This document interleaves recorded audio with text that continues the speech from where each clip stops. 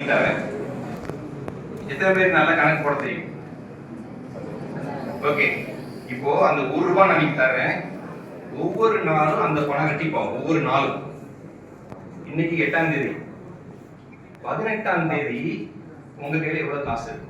So இன்னைக்கு ₹1, நாளைக்கு ₹2, நாளைக்கு அது கரெக்டாக ₹4 அப்படி மாற ஆரம்பிக்கும். அந்த மேஜிக் பணம் 10 நாள் உங்க கையில நான் வச்சிருந்தீங்கன்னு சொன்னா 10 நாள் கழிச்சு 18ஆம் தேதி உங்க கையில எவ்வளவு காசு இருக்கு? எவ்வளோ? ரொம்ப சிம்பிள் கணக்கு. ஸோ இன்னைக்கு ₹1, நாளைக்கு ₹2, அதுக்கு அடுத்த நாள் ₹4, ₹8, 3ஆவது நாள், 4ஆவது நாள் ₹16, 5ஆவது நாள் ₹32, 6ஆவது நாள் ₹64, 7ஆவது நாள் ₹128, 8ஆவது நாள் ₹256, 9ஆவது நாள் ₹512, 10ஆவது நாள் ₹1024. அப்போ அந்த ₹1 10 தடவை குட்டி போடுறதுக்கு அது வாய்ப்பு கொடுத்தீங்கன்னா 1000 மடங்கா பெருகும். அப்படி ஒரு மேஜிக் மணி நம்ம கிட்ட இருக்கு. எதுனா கோல்டு. சார் சொன்னாங்கல்ல, ஓல்ட் இஸ் கோல்டு அப்படின்னு சொன்னாங்கல்ல, 70 இயர்ஸ்.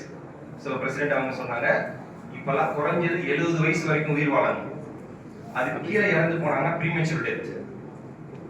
அப்போ இன்னைக்கு உங்க வயசு 20, உங்ககிட்ட ₹1,00,000 பணம் இருக்குன்னு சொன்னா, ₹1 பெருசா சிந்திக்கலாம். ₹1,00,000 காசு இருக்குன்னு சொன்னா, இன்னைக்கு போய் தங்கம் வாங்குறீங்க. ₹1,00,000 உங்களுக்கு 10 கிராம் வாங்க முடியும். ஓகே, சோ நீங்க 10 கிராம் தங்கத்தை வாங்கி ஒண்ணுமே செய்ய வேண்டாம், நீங்க உயிரில கூட்டி வச்சுட்டு இருந்தா போதும். எவ்வளவு வருஷம்னு சொன்னா கிட்டத்தட்ட 50 வருஷம். நீங்க 20 வயசுனா 70 வயசு கழிச்சு உயிரோட திறந்து பாத்தீங்கன்னா அந்த தங்கத்தோட வேல்யூ எவ்வளவு? ஸோ தங்கத்தோட மதிப்பு ஒவ்வொரு 5 வருஷத்துக்கு ஒரு ரெட்டிப்பாகுது. சரியா? நான் டெய்லி ரெட்டிப்பாகுதுன்னு சொன்ன மாதிரி இந்த தங்கம் வந்து ஒவ்வொரு 5 வருஷத்துக்கு ஒரு ரெட்டிப்பாகுது. இன்னைக்கு வேல்யூ ₹1,00,000. 10 கிராம் தங்கத்தை நீங்க உயிரோட வச்சு கூட்டி வச்சிருக்கீங்க.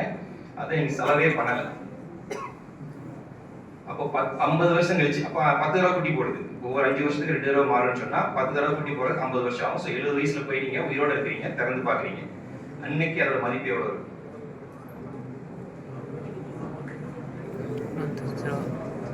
இன்னைக்கு ₹1,00,000 இருக்கிற மதிப்பு 2030 பாத்தீங்கன்னா 2,00,000 மாறுது. அப்படியே டபுள் ஆகிட்டே போகுது. ஸோ 50 வருஷம் கழிச்சு எவ்வளவு மதிப்பு இருக்கும்? அதுக்கு 10 கோடி ரூபாய். 1000 மடங்கு பெருகும்.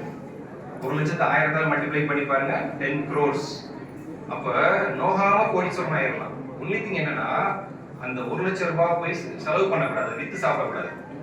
அப்ப அந்த தங்கத்தை நீங்க டிஸ்டர்ப் பண்ணாம நீங்க அதுக்கேற்ற மாதிரி உங்களுக்கு போடுற ட்ரெஸ்ஸுக்கு அத்தியாவசிய தேவைக்கான சம்பாதிச்சா போதும். உடல் நலம் ஏதாச்சும் சொன்னா அதை பாதுகாக்கிறதுக்கு, ட்ரீட்மெண்ட் பண்றதுக்கு செலவு வேணும், ஸ்கூல் ஃபீஸ் காலேஜ் ஃபீஸ் கட்டுறதுக்கு இது பண்ணணும், சாப்பிட்றதுக்கு சம்பாதிக்கணும்.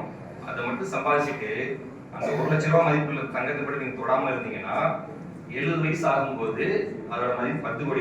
ஒண்ணுமே செய்யாம தான் ஸ்மார்ட் ஒர்க், ஒண்ணுமே செய்யாம கோடி சொன்னாங்க.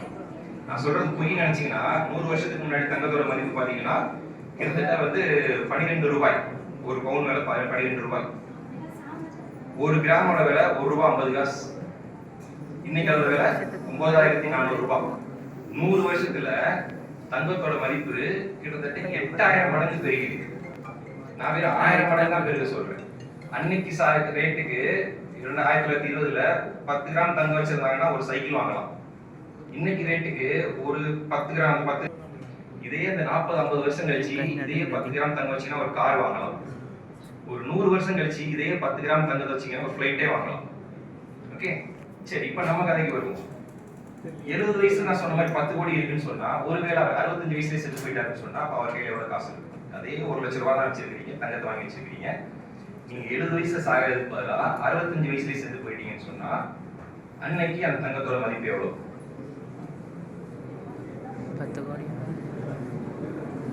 10 கோடி மதிப்புள்ள தங்கத்தோட மதிப்பு ஒரு 5 வருஷத்துக்கு முன்னாடி செத்து போன எவ்வளவு மதிப்பு இருக்கு? 5 கோடி. Very good. சோ 5 கோடி ரூபாய். அப்போ ஒரு 5 வருஷத்துக்கு இயர்லியா ப்ரீமெச்சூரா இறந்து போறாங்கன்னா அவர் இழக்கக்கூடிய பணம் 5 கோடி ரூபாய். எவ்வளவு பெரிய கிரிமினல் அஃபென்ஸ் பாருங்க. உங்க குடும்பத்துக்கு எவ்வளவு பெரிய குற்றத்தை செஞ்சுட்டு போறீங்க நீங்க. ப்ரீமெச்சூர் டெத், இயர்லியா சாகிறதன் மூலமா 5 கோடி ரூபாய் இழப்பை ஏற்படுத்துறீங்க உங்க குடும்பத்துக்கு. கொஞ்சம் சீக்கிரமா செத்து போயிட்டாங்க. ₹12. ஒரு கிராமோட விலை ₹1.50. இன்னைக்கு அதோட விலை ₹9,400. 100 வருஷத்துல தங்கத்தோட மதிப்பு கிட்டத்தட்ட 8000 மடங்கு பெருகிருக்கு. நான் வேற 1000 மடங்கு தான் பெருக சொல்றேன். அன்னைக்கு ரேட்டுக்கு 1920ல 10 கிராம் தங்கம் வச்சிருந்தாங்கன்னா ஒரு சைக்கிள் வாங்கலாம். இன்னைக்கு ரேட்டுக்கு ஒரு 10 கிராம் இதே அந்த 40-50 வருஷம் கழிச்சு இதே 10 கிராம் தங்கம் வச்சீங்கன்னா ஒரு கார் வாங்கலாம். ஒரு 100 வருஷம் கழிச்சு இதே 10 கிராம் தங்கத்தை வச்சீங்கன்னா ஒரு ஃபிளைட்டே வாங்கலாம். ஓகே, சரி இப்ப நம்ம கதைக்கு வருவோம். 70 வயசு நான் சொன்ன மாதிரி 10 கோடி இருக்குன்னு சொன்னா, ஒருவேளை 65 வயசுல செத்து போயிட்டாருன்னு சொன்னா அப்ப அவர் கையில எவ்வளவு காசு இருக்கும்? அதே 1 லட்சம் ரூபாய் தான் வச்சிருக்கீங்க, தங்கத்தை வாங்கி வச்சிருக்கீங்க. நீங்க 70 வயசுல சாகிறதுக்கு பதிலா 65 வயசுலயே செத்து போயிட்டீங்கன்னு சொன்னா அன்னைக்கு அந்த தங்கத்தோட மதிப்பு எவ்வளவு? 10 கோடி. 10 கோடி மதிப்புள்ள தங்கத்தோட மதிப்பு 5 வருஷத்துக்கு முன்னாடி செத்து போன எவ்வளவு மதிப்பு இருக்கும்? 5 கோடி. Very good. சோ 5 கோடி ரூபாய். அப்போ ஒரு 5 வருஷத்துக்கு பிரீமெச்சூரா இறந்து போறாங்கன்னா அவர் இழக்கக்கூடிய பணம் 5 கோடி ரூபாய். எவ்வளவு பெரிய கிரிமினல் அஃபென்ஸ் பாருங்க. உங்க குடும்பத்துக்கு எவ்வளவு பெரிய குற்றத்தை செஞ்சுட்டு போறீங்க நீங்க. பிரீமெச்சூர் டெத், இயர்லியா சாகிறதன் மூலமா 5 கோடி ரூபாய் இழப்பை ஏற்படுத்துறீங்க உங்க குடும்பத்துக்கு. கொஞ்சம் சீக்கிரமா செத்து போயிட்டு மாறி மாறி சிபிஐ சிகிச்சை கொடுத்துட்டே இருக்க முடியும். ஓகே, அப்போ 4 ஸ்டெப் தான். திரும்ப நம்ம ரிவைஸ் பண்ணலாமா? முதல்ல என்ன பண்றீங்க? Check for response. சார் பாருங்க. சோ அவரோட ரெஸ்பான்ஸ் பாக்குறோம். அவரோட ரெஸ்பான்ஸ் பண்ண மாட்டேங்குது. ரெண்டாவது என்ன பண்றோம்? கழுத்துல கையை வச்சு உயிர் இருக்கா இல்லையான்னு செக் பண்றோம். 10 செகண்ட். 1 2 3 4 5 6 7 8 9 10 10 செகண்ட்ல பல்ஸ் இல்லைன்னு முடிவு பண்ணிட்டோம். கையில ஒரு இதுவும் தட்ட மாட்டேங்குது. அப்ப மூணாவது என்ன பண்றோம்? போன் பண்றோம். 108 போன் பண்ணி, சார் இந்த மாதிரி இந்த இடத்துல என்னோட நண்பர் மயக்கம் போட்டு விழுந்துட்டாரு, நீங்க உடனே வாங்க. சோ மூணாவது உதவிக்கு ஆளை கூப்பிட்டாச்சு. நாலாவது என்ன பண்றோம்? சிபிஆர் சொல்லக்கூடிய சிகிச்சை ஆரம்பிக்கும். ஸோ நம்ம கையை வச்சுட்டு கையை மாதிரி விறப்ப வச்சுக்கணும். முழங்கையை மடக்கக்கூடாது. மூவ்மெண்ட் இடுப்புல இருந்து வரணும். 2 இன்ச் ஆழத்துக்கு அமுக்கணும். எவ்வளவு வேகமா அழுத்தணும் அப்படின்னு சொன்னா நிமிஷத்துக்கு 100ல இருந்து 120 அமுக்கணும். இது கஷ்டமான வேலையா? ரொம்ப சிம்பிள். பட் இந்த செஞ்சீங்கன்னா பல பேரை காப்பாற்றலாம். அப்துல் கலாமே காப்பாத்திருக்கலாம். செய்ய தெரியல, அவங்க விட்டாங்க. இன்னைக்கு நம்ம கிட்ட அவர் இல்லை. அன்னைக்கு மட்டும் ஒரு சிபிஆர் கொடுத்து அவர் குறைச்சிருந்தாரு. உடனே ஹாஸ்பிட்டல் கொண்டு போய் உடனே இது பிஎல்எஸ் அடிப்படையான ஒரு உயிருக்கு தேவை. திருச்சிற்றம்பலம் கம்ப்யூட்டர் சயின்ஸ் இல்லையா? ரைட், நெக்ஸ்ட்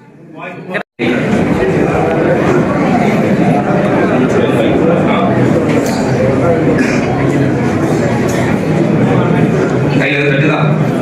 இப்போ பல்ஸ் இருந்தா உயிர் இருக்கு. அப்போ 108 மட்டும் போன் பண்ணா போதும், சிபிஆர் தேவையில்லை. இப்போ பல்ஸ் இருக்கா? இப்போ பல்ஸ் இல்லை. அப்ப என்னாச்சு? இதை நின்று போச்சு, உயிரில இருந்து போயிட்டு நீங்க கிளம்பிட்டாங்க. அப்ப என்ன செய்யணும்?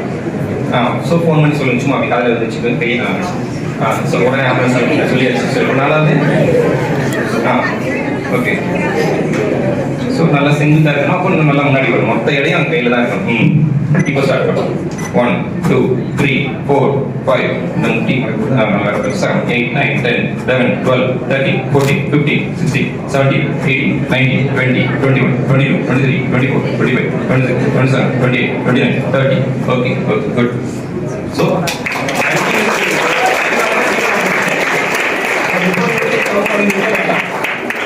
ஆம்புலன்ஸ் வர வரைக்கும் இந்த நல்லா எக்ஸ்ரே எடுத்து பார்க்க 1000 பேர் வந்திருப்பீங்க. அவ்வளவு பேர் எக்ஸ்ரே எடுக்க முடியாது. என்ன பண்றாங்க? இந்த உங்களோட லங்ஸ் நல்லா இருக்கா பத்தி பிடிக்க முடியுமான்னு செக் பண்ணதான் மூச்சு இழுக்க சொல்றாங்க.